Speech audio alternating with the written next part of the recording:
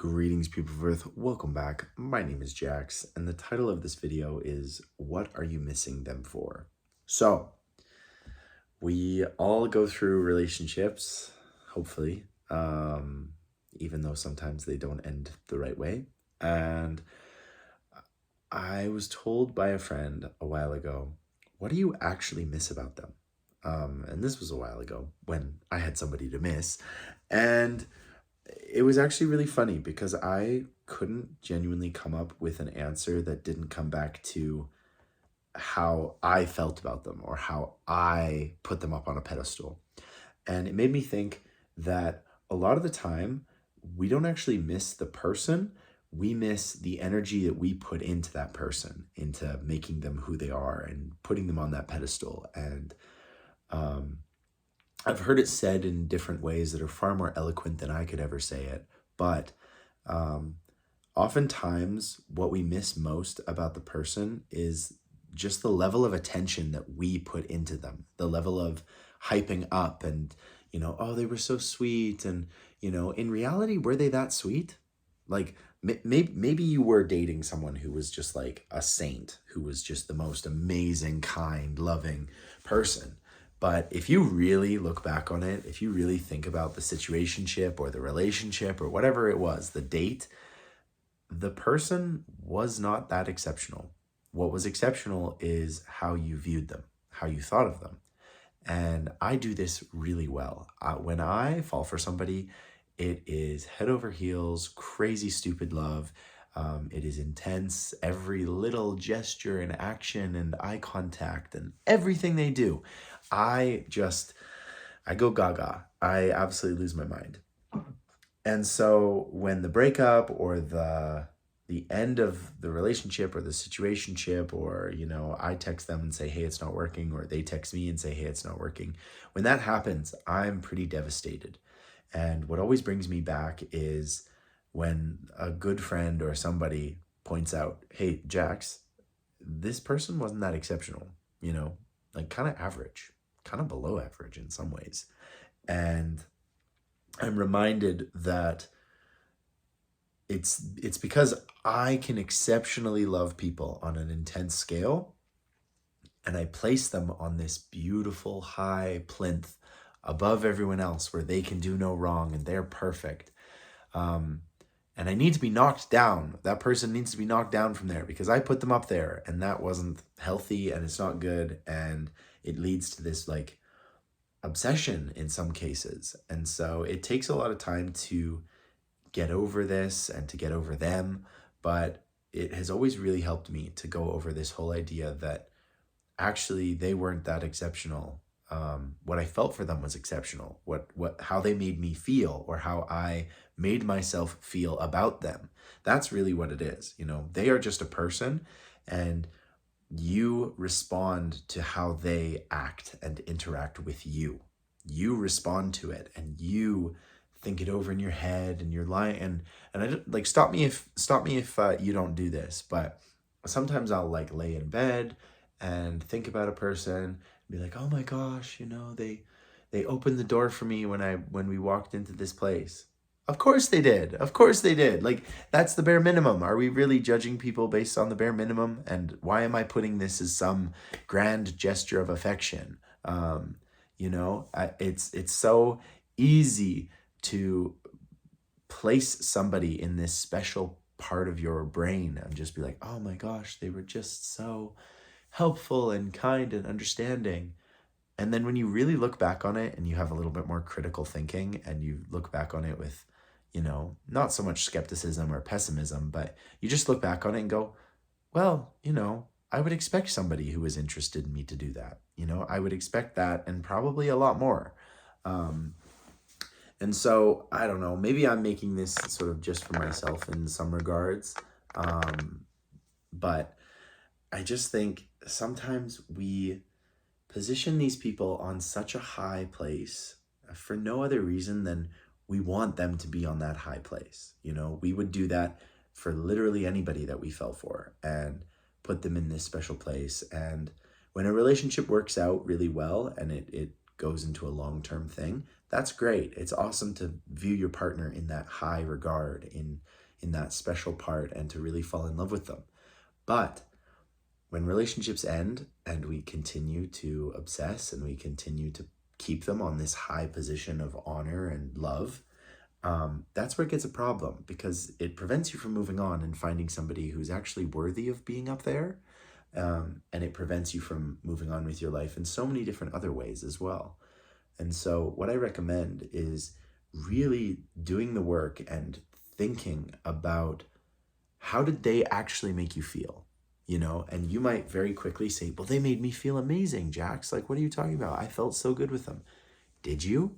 Or did you make yourself feel that way? Did you feel safe in them because you put that on them? They didn't actually make you feel safe. They just allowed you to feel safe around them. And I know that sounds so convoluted and like double talk and stuff, but the only reason that you felt safe with them was because you wanted to. It's not because they actually did anything that made you feel super protected or super in love with them. It's just you opened your heart to them and you jumped in with both feet. And I think a lot of us do this, and a lot of us are hung up on exes and situationships and all this kind of stuff. And so it is so important to ask yourself, wait a minute, no. They didn't do that. It was all me. I was the exceptional person in this relationship. And that should be a really special, not consolation prize, but it should be a very special thing that you take notice of. Because the fact that you can fall for someone like that, and then, you put them on this beautiful high plinth, high pedestal, and you revere them like a glass vase or something. And, there are problems. There are mistakes. Nobody is perfect. Everybody has these little flaws. I'm sure that you have a friend who's gotten into a relationship with someone, and you look at the partner that they're with and you're like, oh my gosh, they can do so much better than that. Like, why is my friend with this person? I don't get it. Believe it or not, that happens more often than you think. And it's because that person has placed their partner on this lofty position that, do they really deserve it? Maybe they do. And maybe they go the distance and, happily ever after. But maybe they just did that because that's what people do when they fall in love. That's what people do when you find somebody that you feel like you can open up to, and you make them out to be this person that they're just not. And they can't, that's a lot of pressure to put on someone. They can't live up to that. And so it can be absolutely devastating when we put people on this pedestal and they can't meet that expectation. And then, you come up with the beautiful line, it's like I don't even know you anymore. Well, you didn't know them to begin with. A lot of times we put these people far too high, and there's no way to meet that expectation. There's no way to appropriately match what you're putting down. And a lot of these relationships end because you've put them on the pedestal. You might look back and say, man, I really wish that would have worked. Maybe it would have if you didn't have these lofty expectations and this view of the person as like a god or a demigod or something. If you just view them as a normal person, you might still be there. But sometimes we jump in with both feet too quickly, and the other person sees that and they freak out, and that's too much for them. I've done this. I've absolutely done this, where somebody has clearly jumped in with both feet and I wasn't ready. And it was a lot of pressure, and I felt it, and I felt it every day. And the way they communicated with me was something that I felt I could never live up to. And so I ran away. And I think a lot of people can see that, and we can feel that. And I do it to other people too. I put them up on this pedestal, and then when they don't meet that expectation, I'm devastated. And especially when it ends without proper communication, or it doesn't end in an amicable way, it is so easy to think like, I've lost the one love of my life. What am I going to do? They weren't the love of your life. If they were the true love of your life, you'd be together. You wouldn't be like putting them on this unattainable position. You'd just be together.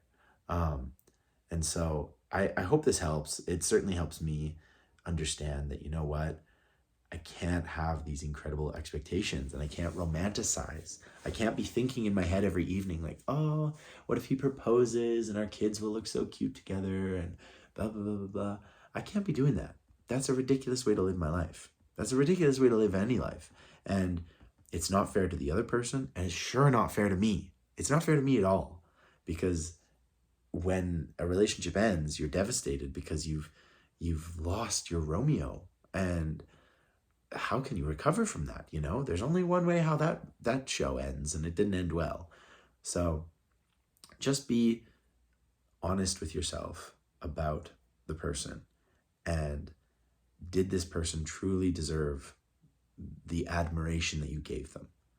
And I'm not asking for you to be hard on yourself, because I think it's absolutely beautiful that you can put somebody up there and you can overlook their flaws and their insecurities and their difficulties and just see the beautiful human that they are, which is amazing. It's gorgeous.